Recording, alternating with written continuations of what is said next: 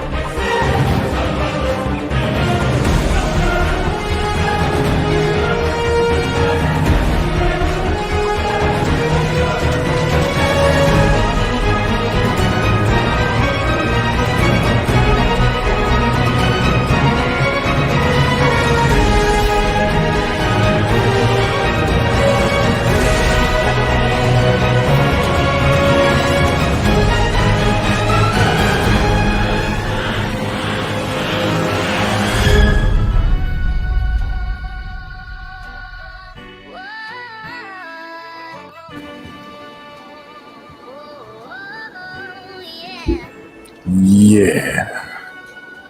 Burn live, y'all. Marijuana be keeping y'all connected. Hashtagging these red eyes, changing the viewers eye red. Keeping underage, smoking off social media for sure. Welcome to another live show, y'all. Welcome. Killing ourselves for your entertainment. Hashtagging these red eyes, changing the viewers eye red. Keeping underage, smoking off social media. Killing ourselves for your entertainment.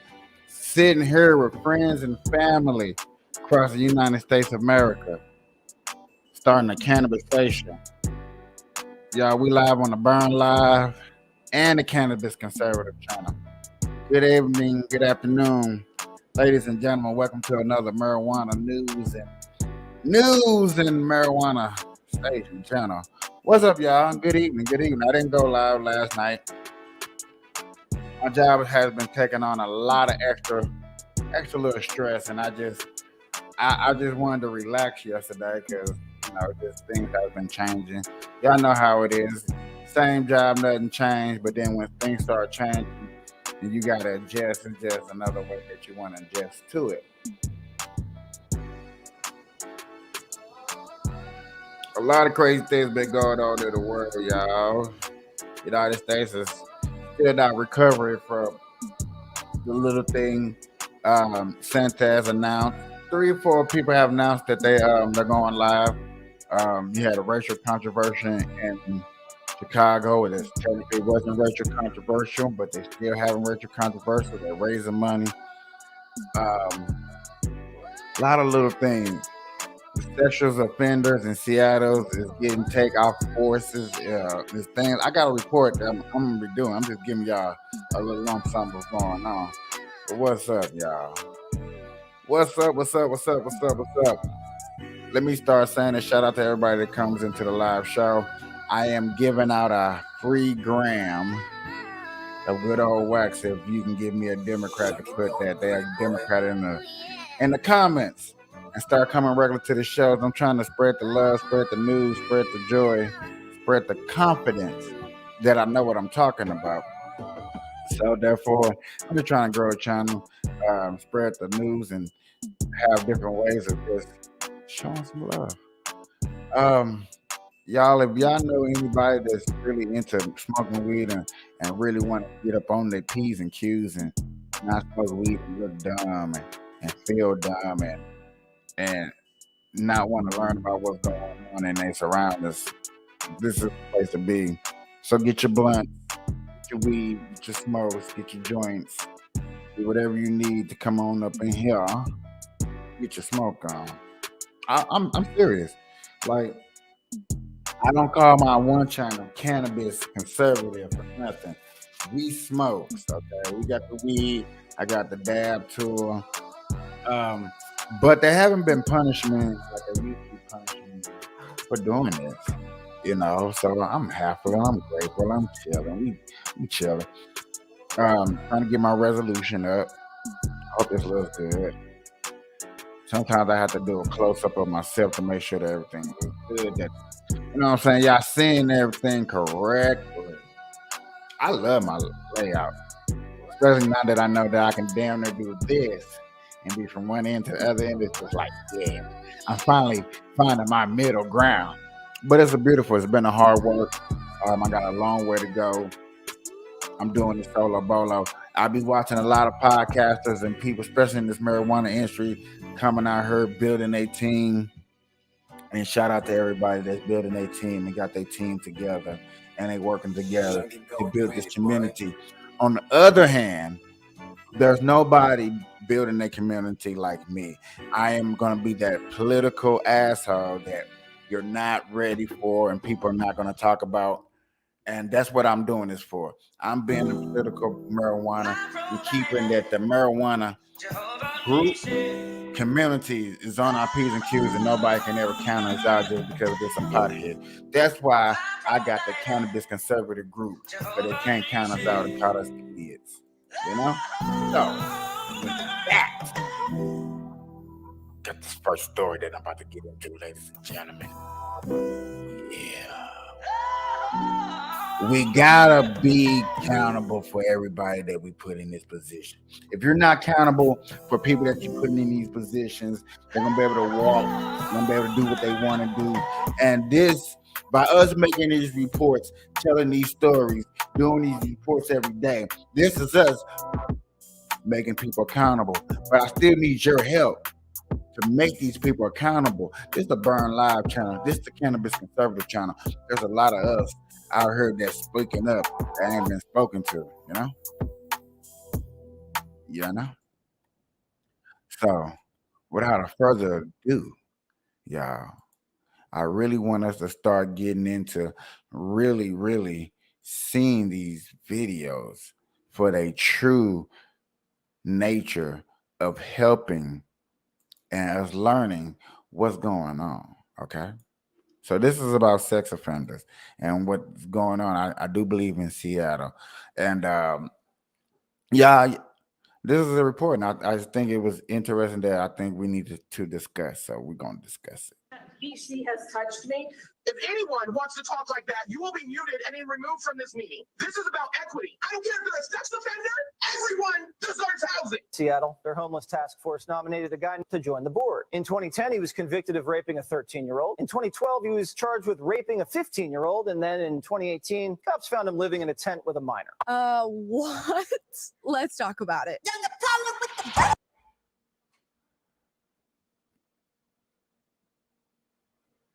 Shocking as hell. Before we get into this absolutely insane video out of Seattle, please like and subscribe. I want as many people to find this channel as possible so you know what to do. Let's watch. Seattle, their homeless task force nominated a guy named Thomas Whitaker, who goes by Raven Crowfoot, to join the board. He looks perfectly professional. Raven is one of the strongest shatterers primetime has ever seen. He's homeless, gay, an American Indian. There's just one problem. Thomas Whitaker Raven Crowfoot is a sex offender, a repeat sex offender, and I have had bad experience with him. So I'm going to cut you off because we can't disclose people's personal business here, right? Okay. And although that's public disclosure, like we have no right to out anybody in this space. First of all, back up from the camera. Second of all, what are you talking about? Now, I get she shouldn't have got into maybe her personal encounters with this guy, but to say, yo, dude's a registered sex offender, maybe he shouldn't be on the board, that's perfectly valid to say. And you hear her sort of backtrack and go, although that is publicly disclosed, insanity. But it gets crazier. Okay, I thought thinking of Right? what Like you that's just did. not okay at all. Okay, And I won't and I stand for that apologize. as a co-chair. No, We're not we don't here do to that here. discover No. people's backgrounds. And actually, I'm glad that if that is the case, that he's here. What? Because sex offenders are another population that is most vulnerable that don't have housing. So sex offenders shatter now. This lady's telling the board that Raven Crowfoot is a rapist, and they're happy about that.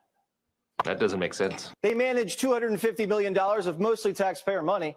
Is Raven qualified for that job? Well, let's look at his resume. In 2010, he was convicted of raping a 13-year-old. In 2012, he was charged with raping a 15-year-old. And then in 2018, cops found him living in a tent with a minor. I've been saying for the long time, I know it's probably some new people watching my show. I know it's some new people probably watching my show. I've been saying for the longest time, Oregon, Seattle is one of the nastiest states out here. I don't never forget Chicago. I don't never forget California. But damn, dog, the more decriminalizing, the more we so-called let violators go. That is what we're doing. We're slowly letting violators go. We're letting people who have a background that we disagree. How in the life crisis did we let these people get office? You know how we let these people get office? Y'all know. Y'all know how we let these people get out, because you let a community take over. We got scared to open up our mouths and voices. So when you don't open up your mouth and voice, when you don't go out there and vote, you have people like this that's hitting the stage. Man, y'all, I didn't know how to start off this show. I didn't know, but how this is going, this is sad. Every time I come on here and I do a show and I bring up a story, or as I like to call it, I bring up a receipt, it's some foul, degrading stuff. Just want y'all aware. What the hell is this dude doing out in civilization is what I don't understand. That was, what, 13 years ago? You've been convicted of raping a, what, 12-year-old? Different, but not really. And a 15-year-old? Jail. The gulag. Oh, and he even molested the board member who called him out. Watch. She has touched me. So if there's a meeting where he's Christina, at, I will not be you able need to do take that. this to the police then. Christina, I have. this is not the forum. Stop, Christy. Christy, stop. As the co-chair, I'm telling you that you cannot talk like that in this meeting. Okay, I get maybe. Why can you talk like that in a meeting when there are facts and you got a predator?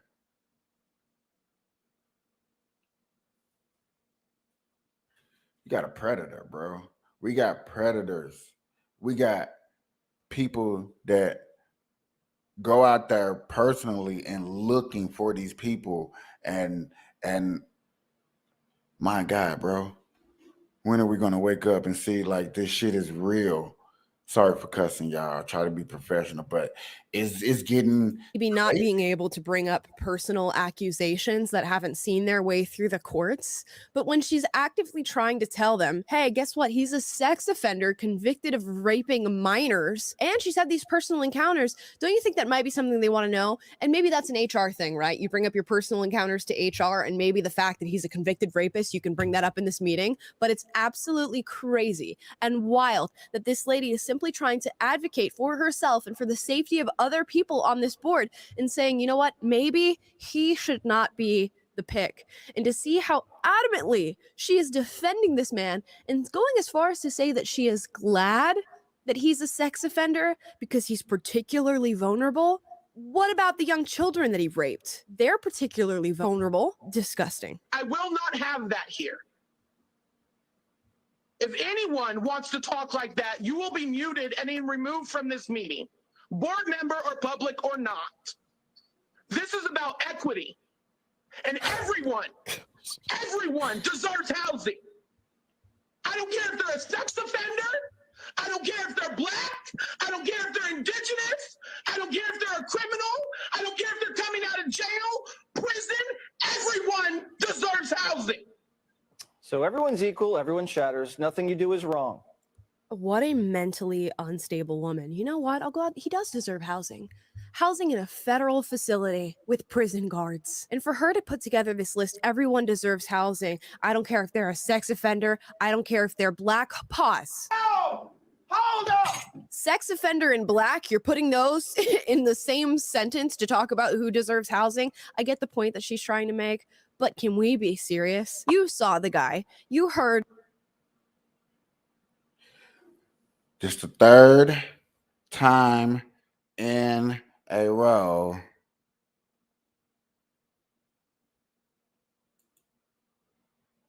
this the third time in a row that I'm talking about something that's serious. And we pull up these pictures, and these pictures just unseemingly don't fit the description. Weirdly don't fit the description. Unsatisfyingly scary don't fit the description of what's going on. Understandable that housing is a big problem in America. Housing is a big problem in America. But that display of that attitude professionally, even if a person is wrong or right, the professionalism that we look for in a leader, that lady did not show, period. That's a problem that we need to address. Even though wrong is wrong, right is right, but nobody deserves to get humiliated and yelled at in public, bro. especially when you're talking about something as serious as a sex offender. But yet again, I've been saying this for a long time, dog.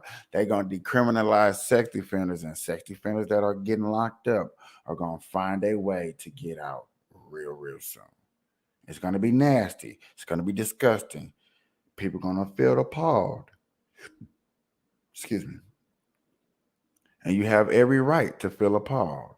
You have every right to feel some type of way. Trust me, I understand. But yet again, y'all, we let this happen. Do y'all understand when I say we let this happen? Y'all don't get it. But now I'm showing y'all how we letting this happen. That lady is letting sex offenders go, saying that it's okay. Y'all need to be watching these videos, sharing these videos out, man. I'm not playing. Y'all don't because y'all scared. I understand. You ain't got to put it in the comment. If you scared, you're scared. But this is serious. This is nasty. And this is happening way too much. The record. If you're living in Seattle and looking around the city and going like, oh, what are all these homeless people doing running about? Why are all these mentally ill and drug addicted individuals doing out on the streets of my city? Maybe it's because these are the people who are putting together your boards to figure out how to fix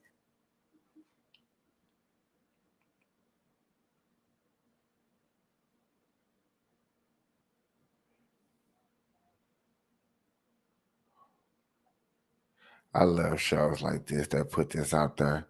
I pause this to give you a little bit more time to read and digest, maybe screenshot this, send this off, especially you people up in Seattle. I know I probably ain't got nobody watching Seattle, but look at her, Seattle. If there's any conservative potheads out there, I'm trying to help.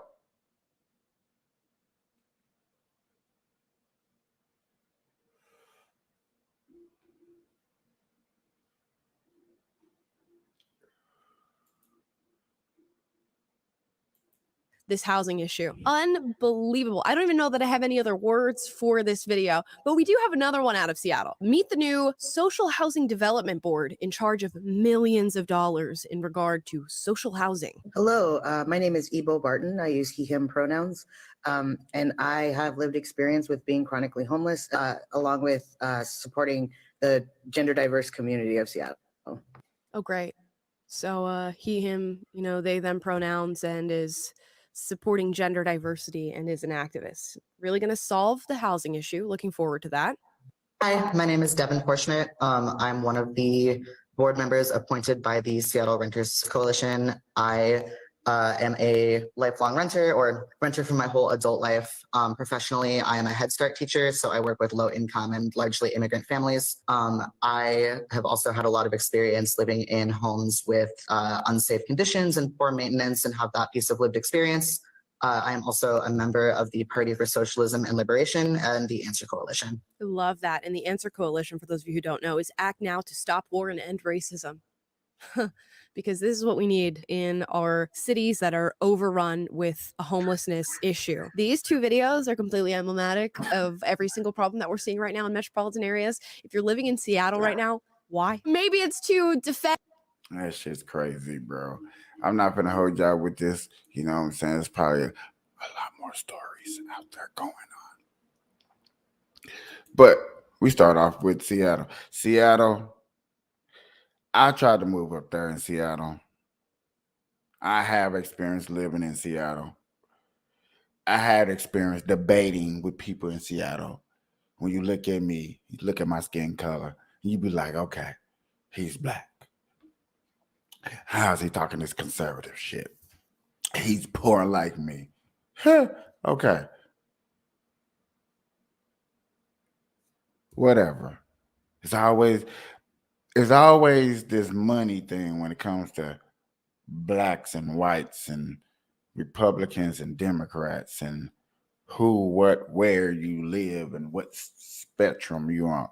But then when you're talking about the main things of just America. What do we want in America? Housing, stop the violence.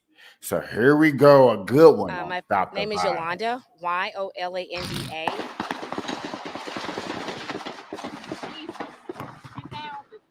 Get down. Just stay down and get down. All right, guys. So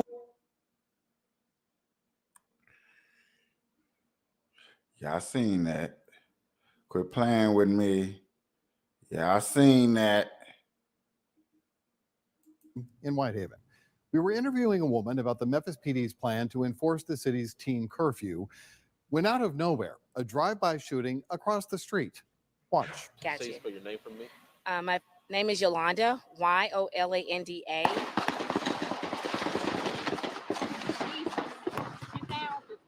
Get down. Just stay down and get down. It's okay. Thank you, Lord Jesus. Just stay down and get down. Now they're coming back. okay. You okay, Jay? Thank you, Lord, for the blood of Jesus that cover us. Thank you, Father, for the blood of Jesus. Thank you, Lord. All right, we should be all right. Drive by. Yep. You saw it, the black car. You can see the playground equipment where children play there. That hail gunfire happened at 11 a.m. in a parking lot between the Whitehaven Community Center and Rains Finley Park. The shooter was targeting an apartment complex across the street. Now, no one was hurt and police responded right away, although as far as we know, no one's been arrested. Thankfully, our crew and Yolanda are safe. She was being interviewed about our next story regarding the city's plans to step up enforcement of the teenage curfew this summer. Yeah. So you see that, you heard that again. I remember when it happened around when I was a teenager. No bullshit. I do. When I was growing up, it was an era where kids just got out of hand and we need to do something. So there's nothing wrong with that.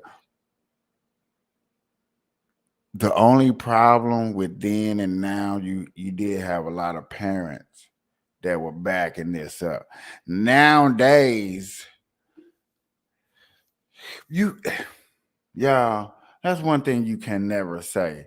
And this is one thing it's hard to debate with and adjust with, because for centuries, for as long as stories been told and made, you know what I'm saying, there's always been this sort of age where kids, and you know what I'm saying, some kids, had kids, and young adults have kids and stuff like that. So you always had this age and these times going on. But nowadays, this is the only different now than back then. You have a lot more young, outspoken kids. Kids almost should have been written into the Constitution alone, the way these little kids is talking these days. And that's how it looks, and that's how you see, and that's how you approach a kid. You almost try to approach a kid like a child. You really can't undermine or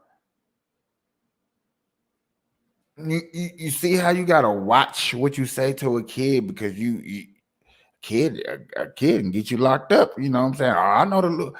Understandable. So now that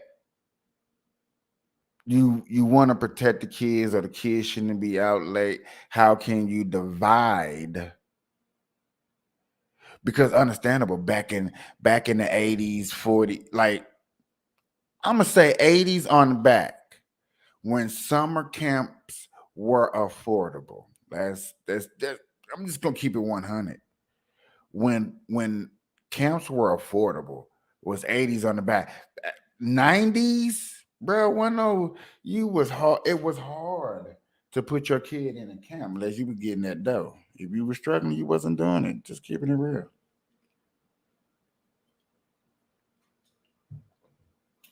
You know what I'm saying? A lot more 90s kids was a little bit more bolder, talking out. YMCA was starting to get their bad looks of a lot of, like the first story that we was dealing with. So you were dealing with that. Now everything's expensive. Everything is expensive. So you're not putting your kids in activities. You're letting your kids roam and hang out with their friends, and parents are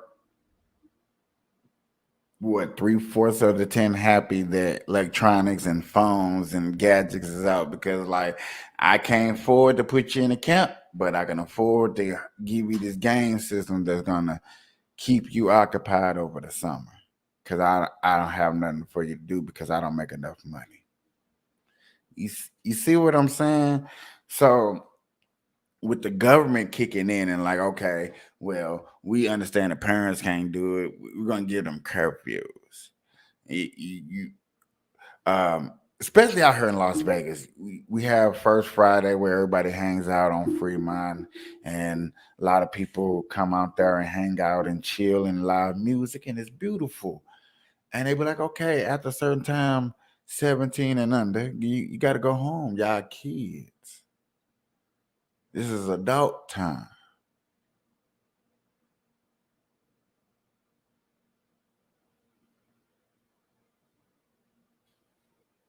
It's adult time. But what can you tell a 17-year-old, 18-year-old person that has a kid? I'm 17, I got my own kid. What can you tell them? They grown. Is you taking care of that kid? Yeah, I'm taking care of that kid, and I go to school and I work. Dang. What? Now he feels like an adult. He feels like he has the right to be out here. News word is the Democratic Party wants to lower the vote age. They want younger kids to be able to vote down to 16. You tell a 16-year-old kid, because that's what you're calling them, anybody that's allowed to vote is considered adult. So then, and you're allowed to get your permit. You see what I'm saying? Some states allow you to drive at 16. It's getting real. It's like, how do you want to play the line? It's like that. But you can't smoke cigarettes until you're 21. Can't technically get a driver's license till you're 21. Can't buy alcohol till you're 21. But you can vote at 18. You can go into the service, get a gun, shoot to kill, learn. At 18, graduate, go to college.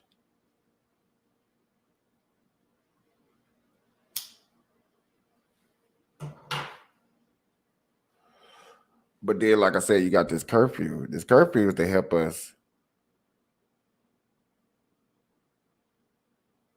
divide the adults from the kids. The curfew is to help us slow down the violence. 11 o'clock a.m. drive-by. We gonna sit here and act like people don't hustle in the daytime, like they knew. Now 11 o'clock, man, you just got on the block, man. We trying to hit them when they just got on the block, when they just get on them, they sleep. Come on, man. I'm just keeping it real. Y'all wonder, somebody who don't know, but everybody claim to watch my show understand. Y'all know how it is. Y'all know how it is. Y'all know why we hitting the block.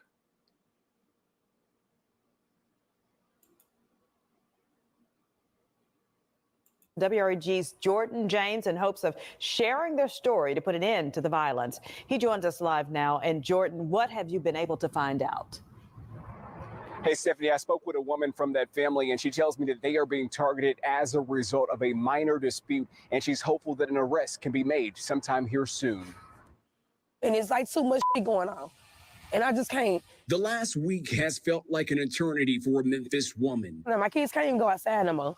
A simple act this mother no longer takes for granted after she and her uncle were shot outside of her home on Eldridge Avenue. They had my kids crying. They thought I was going to be dead.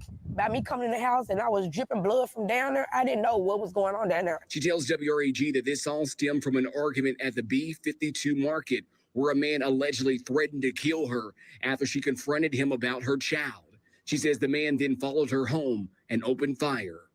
All that didn't have to go on by no argument. This shit just left it alone was just a petty argument. Petty arguments getting folks shot in there.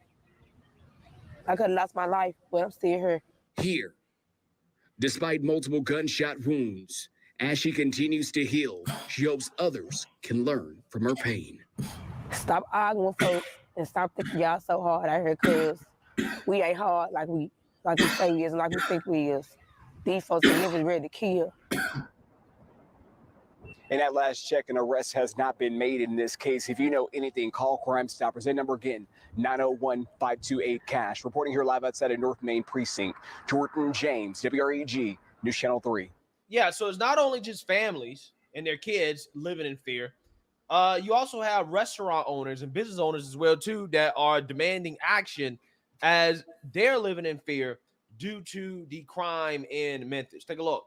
Memphis Restaurant Association took their concerns about customers and employee safety straight to elected leaders. WREG's Alex Coleman tells us what they're demanding and why crime could impact the Memphis economy.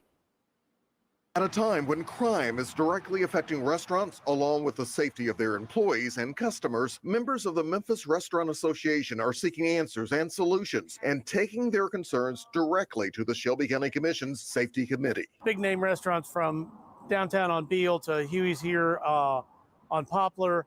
And it was just mainly a cry for help, to see what's going on and how this affects our staff, our patrons. The Restaurant Association's cry for help was recently spelled out in a letter addressed to city and county leaders. Mike Miller is the owner of Patrick's Restaurant and president of the Restaurant Association. This is impacting us. When we have cars broken into regularly at restaurants, at hotels, it's a problem. So, the letter was, hey, this is a big deal. And also, what are we going to do about it? Because whatever we're doing to date isn't working. The MRA says the restaurant, hospitality, and service industries employ thousands of people and help drive revenue to support the city. But the crime problem will change that. County Commissioner Mick Wright agrees. Crime is really having an impact on our restaurants, on our hospitality industry, and on our tourism. And so it goes beyond the individual crimes and the individual cars that are being stolen and the break-ins. It goes beyond that, and it really has become an economic problem for our city. He says the Memphis Shelby Crime Commission has a strategy that I was fit to stop and say the exact same thing if y'all did not catch it. The problem is with governor officials if they wait too long until it becomes an economical problem. I'm starting to slowly hear that and see that when it comes to issues before it gets to legislations or it gets to even the mayor or the governor, that only time that it becomes a problem when it becomes an economical problem. When it hit businesses of multitude and they start complaining. Not necessarily you see the impact or movement when it's just done in neighborhoods. I'm starting to see that little pattern. I don't know if anybody been peeping that. I'm gonna start focusing. I'm gonna start pointing that out a little bit more in these shows too. When I go live, it's just the fact of that when we do see them, they're more impact when they're economically, therefore, small businesses to big businesses are affected in a multitude. Needs to be enforced by police, sheriff's deputies, and the DA's office. We do have a plan. The Memphis Shelby Crime Commission Safe Community Action Plan really needs to be the one that all local officials are working toward, adopting and funding all of those actions. Actions the Restaurant Association hopes will help drive out crime. If there's a message to the whole thing, it's something's got to change. Not necessarily sure what that is, but we need our city leaders to come together. Alex Coleman, WREG TV, News Channel 3. Yeah, so as you can imagine, this city is being run by Democrats, unsurprisingly. Okay, the mayor is a Democrat, the county commissioner is a Democrat, and also their new DA is a Democrat. He's the first Democratic DA of that county in decades. Okay, before they had a GOP DA that was known to be tougher on crime. Now, again, to me, Memphis is a tough case. It is a minority majority city, which, probably has a culture problem. Okay. And sometimes, you can lock a lot of criminals up, but it's just so many criminals that it can still be one of the most deadly cities in the country. It's just an unfortunate situation. Okay. And I don't think that the proper response to that is to vote for a Democrat who's almost guaranteed to be soft on crime as a way to change. Maybe, just maybe, I don't know, you need to vote for, mayors and other leaders of the city that are willing to be tough on crime. Maybe not vote Democrats, but I'm just saying, that's just me. But regardless, citizens are looking towards this DA for answers on the violent crime because, again, it's just out of control. Thanks for joining us. First at 10, politicians love to have town halls so they can hear what's on voters' minds. Well, tonight, things got heated at a town hall in Hickory Hill that was full of elected officials, including Shelby County's top prosecutor. Our Zaria Oates on why some folks have had enough. So we're elected, y'all. Okay, so let me finish what I got to say. Okay. You really haven't did a whole lot. Okay, I'm hearing you loud and clear. You hear me loud and clear? Yes, I do. And you hear me loud and clear. You need to vote people out of office. What happens so many times is that we do not have term limits. If we had term limits in every branch of government, at every level of government, we could put people who are responsive to us. Right. Yeah. In addition to term limits for all elected officials, the people of Shelby County want crime addressed immediately. It's a lot of our youth that are committing the crimes. And so we just really want to address that issue. These kids right now, they don't care about who you are or what condition you are. They're just robbing you, killing people out of nothing. So that's what I think is the worst right now. District Attorney Mulroy said he's taking steps to address violent crime as a whole by shifting focus away from smaller violations. So refocusing on violent crime. So I've instructed our prosecutors to really focus heavily on violent crime and de-emphasize things that I think are less important, like, for example, possession of marijuana, being laid on fines and fees. Commissioner Sugarman says she's ready to tackle the issues that haven't been touched, like holding the organizations accountable that are supposed to be making a difference, saying she feels like the Memphis Shelby County Crime Commission is not meeting her expectations despite her being on the commission's board. Crime Commission, yes, holds a great responsibility in being a board member for 6 months. I have not been impressed. Start having a dialogue with state legislators, not just in Shelby County, but join the efforts across the state. Nearly half of those who attended were able to ask their questions and get answers from elected officials on crime, gun reform, and safety. Yeah, so what I found to be interesting about what's going on in Memphis, okay, it's a full-blown crime crisis, okay? People being murdered in the street, families are being hunted down, you have drive-bys that are happening, doing interviews, and Memphis got all this attention when 5 black police officers, plus, allegedly a white man was involved too, beat a black man to death in the street, right? It got all this attention. All these civil rights leaders went out to Memphis and virtue signal for money and clout. But they haven't been back. They haven't said anything about Memphis ever since then, and Memphis is suffering. Isn't it amazing how that works, right? Isn't it amazing how the so-called black leadership works? Okay.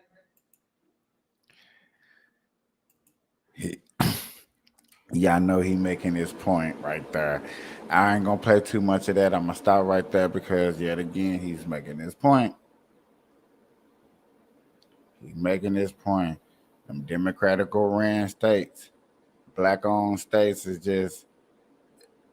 It's hard to see it. It's hard to show it, but I have to show it. We need to show it.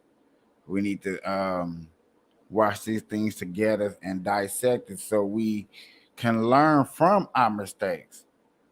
People wonder why I don't vote Democrat. I show the reason why I don't vote Democrat. I even started a whole channel. Byron Donalds, Republican from Florida, joins me now. Welcome back, Congressman. It's been too long. Well, welcome back. Yeah, it's been too long, Stu, but I'm glad to be back.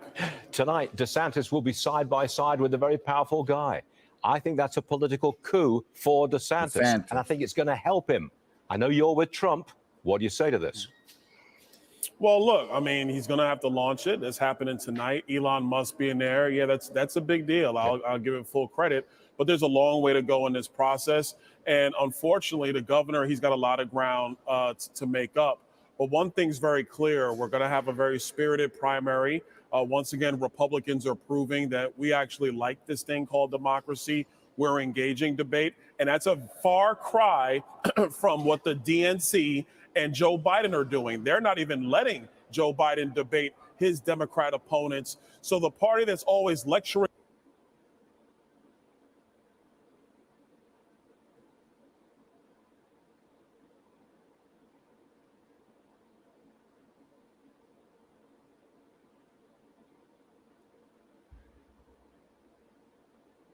Okay, y'all.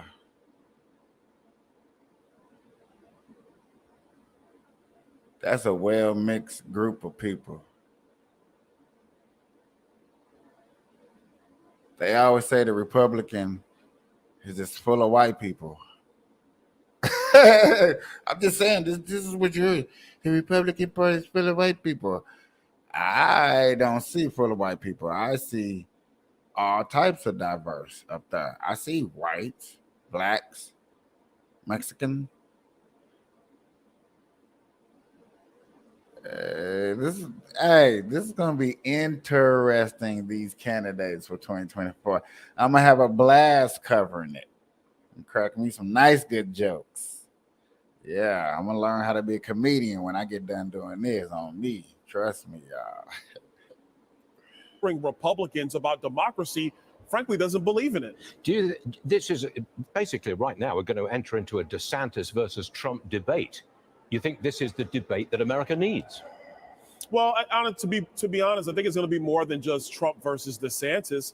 You have now, 7, 8 people, and other people are thinking about wanting to get in this field. I know people are looking at the top 2 in the polls right now, but these races all take on lives of their own. And everybody that's running, they all have something credible that they bring to the table. But at the end of the day, Stu, they got to play major catch up with the 40.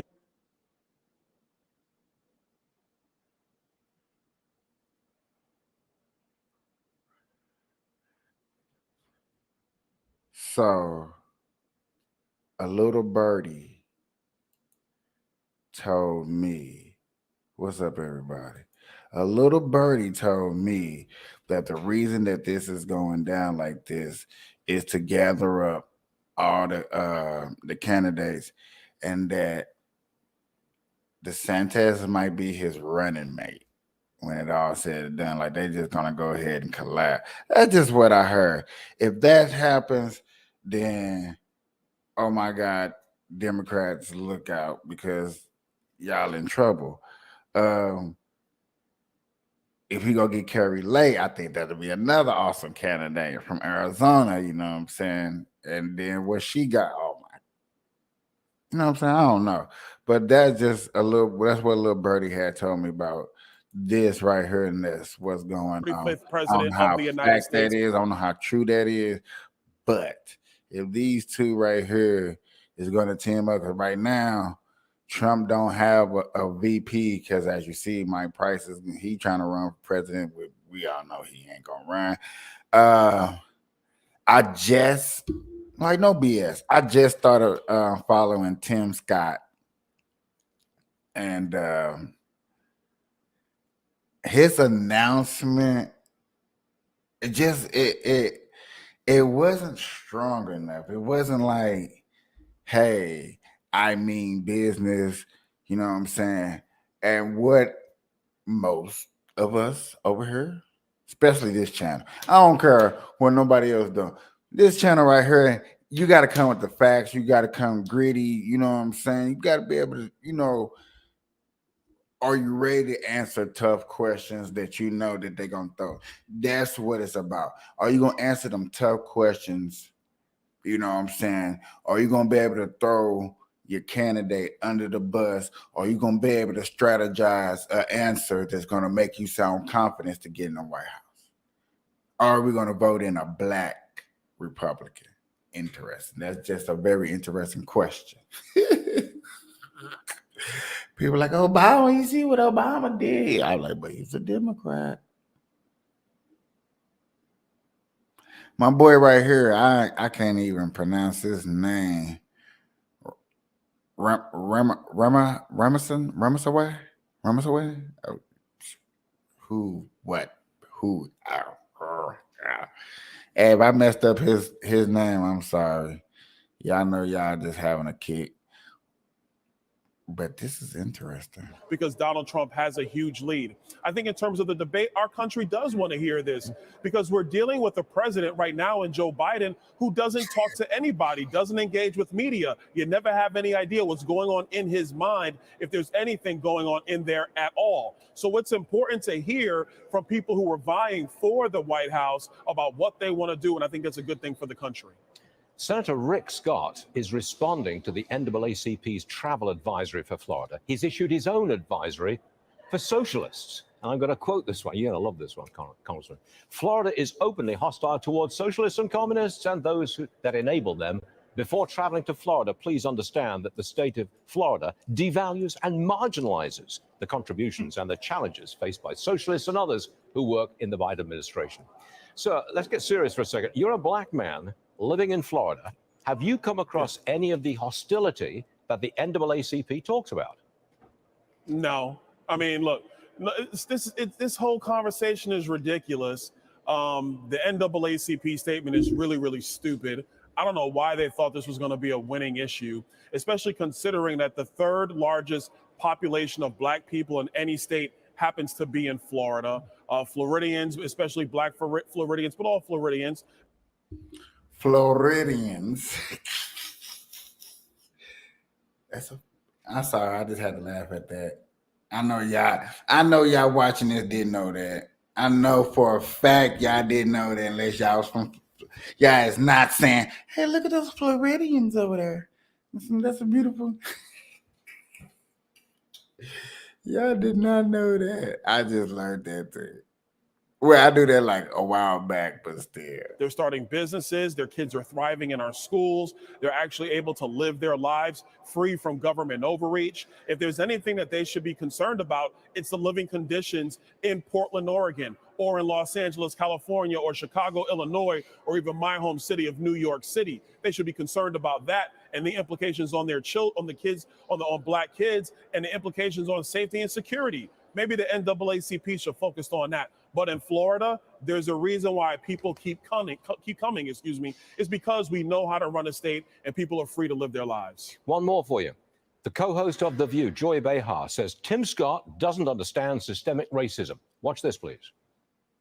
He's one of these guys who, you know, he's like Clarence Thomas, black Republican who believes in pulling yourself by your bootstraps, rather than, to me, understanding the systemic racism that African Americans face in this country and other minorities. He doesn't get it, neither does Clarence. Right. And that's why they're Republicans. Congressman, would you like to respond to that? Listen, Joy Behar doesn't understand that she is a buffoon. She's paid to spew these things. Nobody really pays attention to anything that she believes in or she talks about. And this is also, she sounds good on the Upper West Side, but the rest of America looks at her and says she is utterly ridiculous. I don't even know why her opinions even carry the level of weight that they do frankly, they really don't. But it's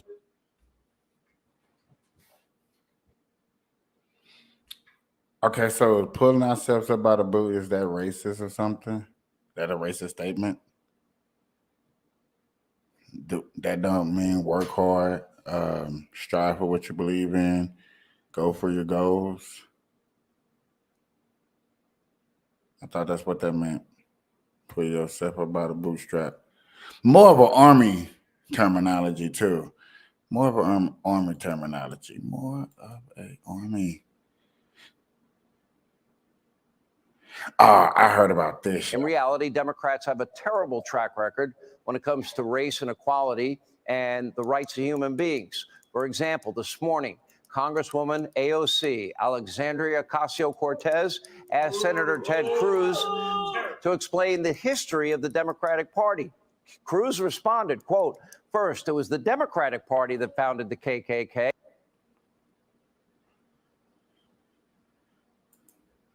They had a Twitter war like this on Twitter without me? What? Huh? This it. That's what I like to see. Facts. Hit them where it hurt. I'm sorry, y'all.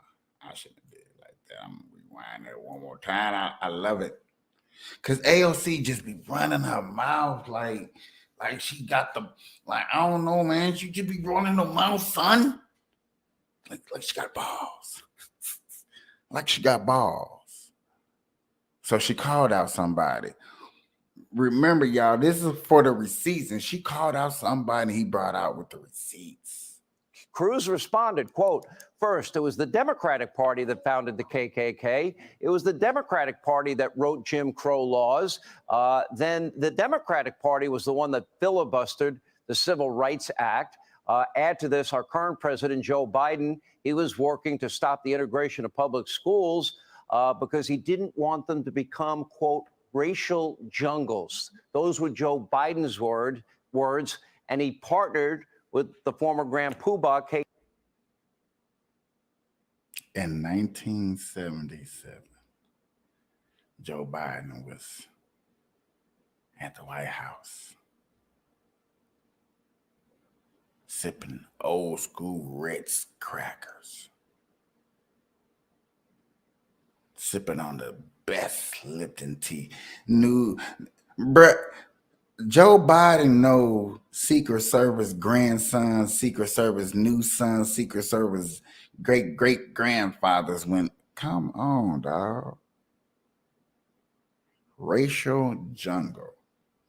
KKK bird. As Cruz also pointed out today, Biden also gave that passionate eulogy at the former exalted Cyclops of the Klan, Robert KKK Byrd, his mentor, as he called him at the time. And now Democrats are attempting to use race. What a shocker. They do it every 2 years, every 4 years, as a divisive, semi-Marxist political stunt, dividing this country, you know, black versus white, old versus young, rich versus poor, just divide any way they can, generalizing certain races as perpetual victims, others as evil oppressors. Now, here's South Carolina Senator and presidential candidate, well, Tim Scott. Take a look. I do think this is a difference in how we communicate. There's no question that my life disproves the lies of the radical left. Their culture of victimhood is eating away at the soul of America. I understand brokenness. I understand having low esteem. I understand nearly failing out of school. But I also understand that we do not live. Yeah. The confidence that you want to hear in your president, y'all. I'm sorry, your boy just ain't got it. He ain't got it. He ain't got it, man. I'm just sorry.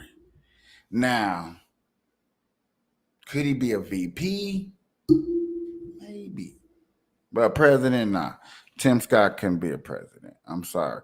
He doesn't have the tenacity to lead. If this was the movie Independence Day and aliens here and Will Smith and the other, Will Smith and who else? and the dude that played in Jurassic Park. You know what I'm saying? They was up there and they was ready to take over the world, and Tim Scott had to deliver that speech. You hear that clap way in the back.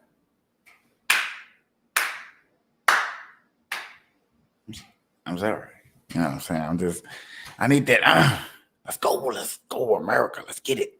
Let's get it in. Just saying.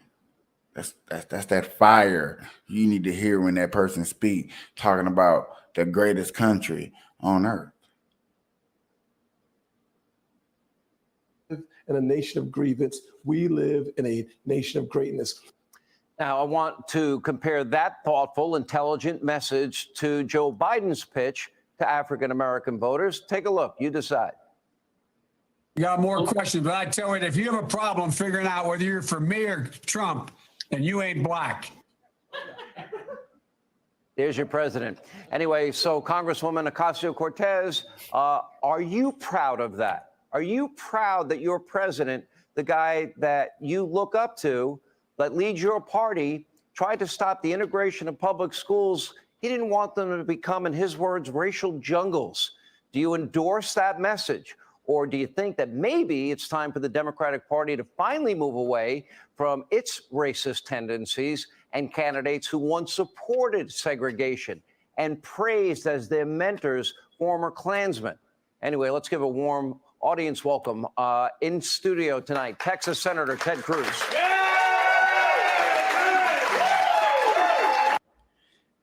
See, busting heads, receipts.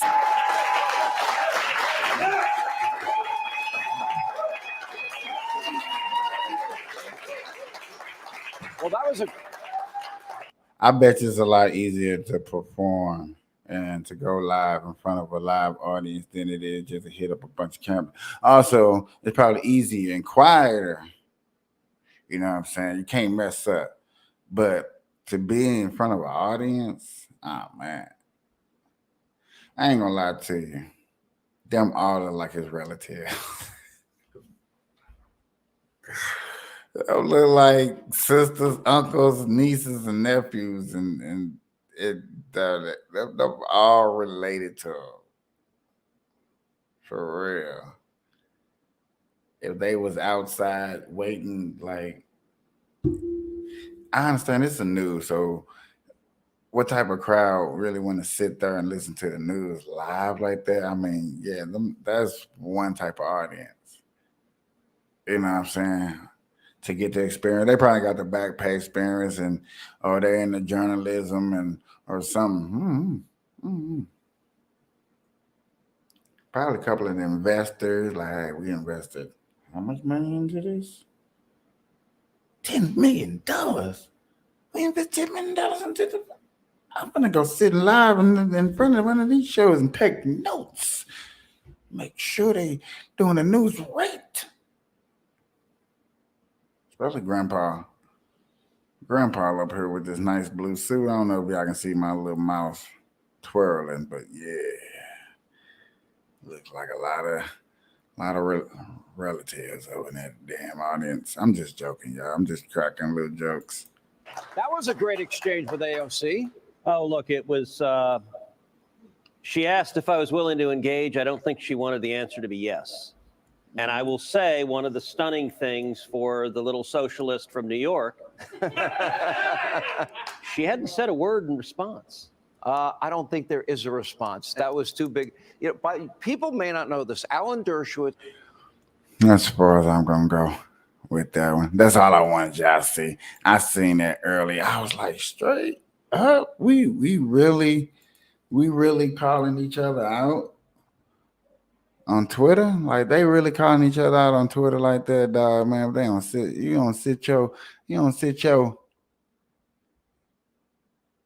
down somewhere. Y'all know what I was gonna say. You don't sit your blase blah. Da-na-na.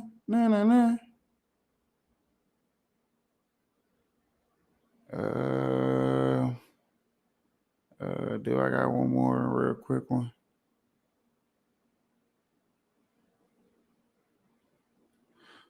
when what the hell?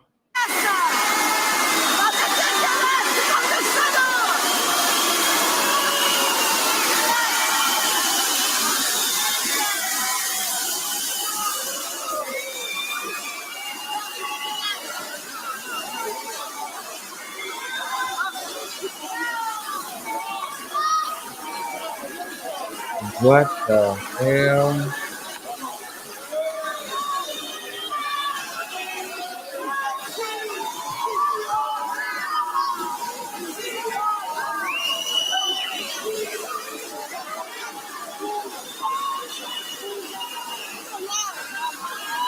All right, guys. So what you just witnessed there was the latest act of terrorism from the climate extremists that have been vandalizing cities across the West, okay? Because they won't go to places where they actually really need to go, like China, and be agents of chaos there because they know what will happen, right? Only in the West can you get away with vandalizing property, being agents of chaos, causing destruction, and just being all around nuisances to society because you say that you're protesting to save the world, right?